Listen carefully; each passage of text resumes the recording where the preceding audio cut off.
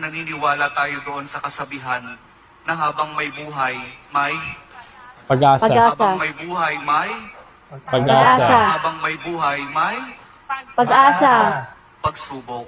Dahil katiwala ng Diyos, binibigyan din niya tayo ng iba't ibang klase ng pagsubok.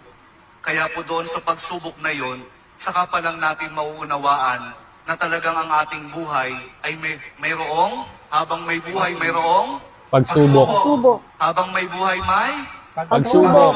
pagbangon. Huwag niyong hayaan na kapag meron kayong pinagdaraan ng pagsubok, ay hindi kayo babangon. Kailangan meron tayong pagsumikap na pagtsatsagaan natin yung ating mga pagsubok na pinagdaraanan.